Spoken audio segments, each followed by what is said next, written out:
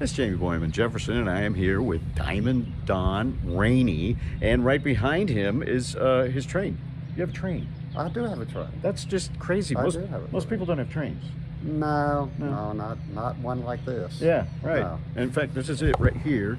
Yeah, right Yeah. here. That's the critter we call it. And the critter. Yes. And it goes on back this way. As you can see, it's open air, little passenger train. And the wacky thing about this whole deal is it's for sale. It is for sale. 21 years later. Excuse me. That's all right. That's okay. Anyway, You got the pollen going on I'm and stuff. telling you. And it's so you bought this thing like 21 years ago. Right. It was already here, right? Yes. Mm-hmm. Okay. Been sitting for 6 years, not moved, and it just kind of happened. What do you say, you know? When the wife walks in one day and says, "Don, we're buying a train." What? Yes, dear, I'm in.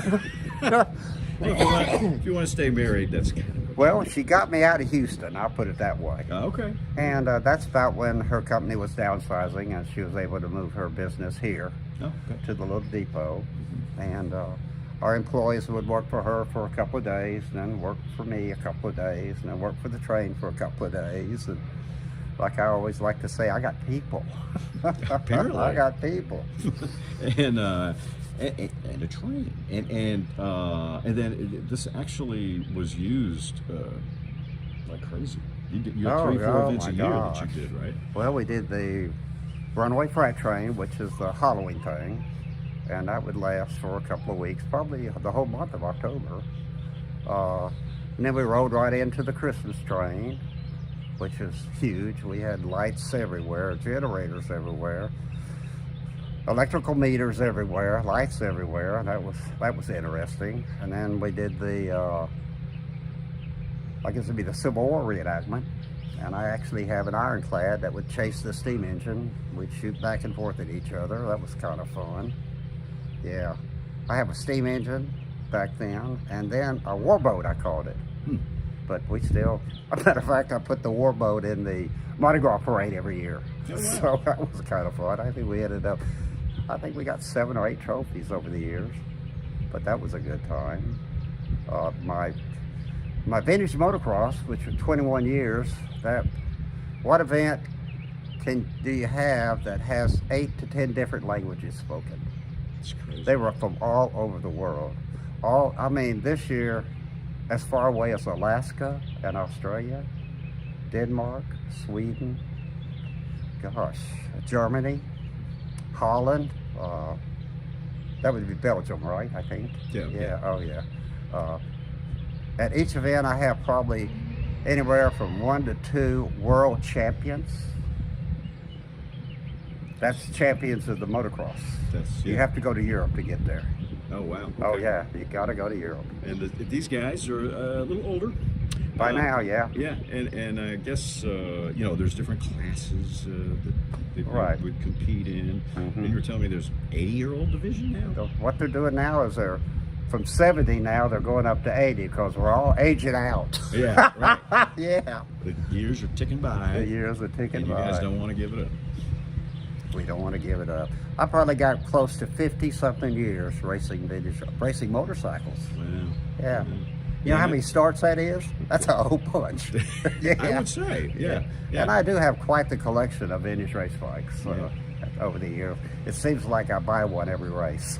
Well, they're for sale. Oh, yeah. People bring them in to sell them. Oh, yeah. And I've been out to the race a couple of times, and I always kind of say the same thing. It's like, these bikes aren't vintage. They're the same ones that were around when I was a kid. That's right.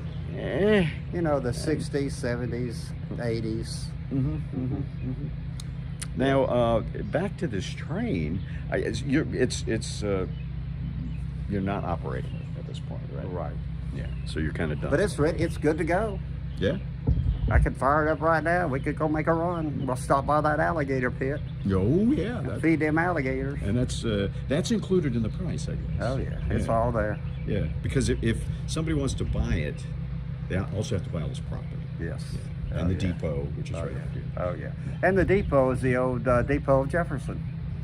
Yeah, it dates back to probably what 1950s, late 40s. Yeah. Wow. Okay. And they moved it over here and dolled it up. Yeah. So you have a few people kind of interested in this. I do guess. have a few. Mm-hmm. I have people far away as Pittsburgh, Pennsylvania interested. Wow. Yeah. Now, do these people want to buy the property, or they just want to? They want to buy the rail, the train, and everything, and move it. And move it. Mm-hmm. And this town in the '80s, they wanted this train. Things have changed. Yeah. Yeah. Yeah, things have changed. Well, you're retiring and semi-retired, I guess. And, Oh yeah. And so, I suppose you're just kind of hoping somebody will just take this over. Well, I wish that someone would take it over and keep it in Jefferson. Yeah. And Jefferson's been good to me. The reason I'm so successful is because of Jefferson. That makes sense. Yes. Yeah. Because absolutely. this is a private affair, private property, private train. It's not really associated with the city government in any way. But by Jefferson being Jefferson, that's an attractor in itself. Absolutely. Yes, absolutely. Yeah. So you guys have kind of worked hand in hand. Over the years, absolutely. Mm-hmm. Yeah. Yeah. So They know me at city council meeting. I wouldn't have. Yeah. You might have brung in $1 or $2 here. Oh, I brought a lot of dollars to this town. A lot of dollars. You know, my vintage motocross races, we estimate about $500,000 in 10 days. Wow. Because they shop and go to the restaurants and the B&Bs and yeah. Got to eat, and if you don't have an RV, got to have somewhere to stay. That's right. So yeah. And we're from everywhere. Yeah. So that's I gotta ask you, how much you asking? $2.3 million, Oh, and I'm not negotiating. No talking you down. No talking me down. But that includes what Everything. all does that include? Well, the depot, all the rail, the train, anything that has to do with the train. That includes the easements, because we got that handled. And you got about close to 3 miles of a river. Think about that for a second. Yeah, and that's going to take some maintenance, and has, I guess, over the years. Oh yeah. Yeah. Well, you got a hands-on. Hmm. That's kind of why we're retiring, because other things I like to go do. I like to travel. Mm-hmm. More than 3 miles. Yes. Yes. Yes. So, and you were telling me about this, the rail itself, the track. The track, it's interesting. It was milled by Tennessee Steel in 1880. It's on the rail. That's crazy. Now think about, and it was moved here, but back in the day, how many people went over that rail? The stories to be told after the Civil War. If rails could talk. Yeah, Wow. if the rails could talk. That's just crazy. I like that. So, yeah, that could be your slogan. Yeah. That's free. You can. The rails could talk. I'm telling you. So, I don't know, anything you'd like to add? Gosh, if you're interested, not really, Amy, just, Train for sale. train for sale. There you go. We'll go for there. So come on down and get you your own railroad. There you go. Thank you very much, Don. Appreciate it. You better, buddy. It's always good, Jamie. We'll have more later on KLTV7 News and KLTV.com, and look both ways before you cross those tracks.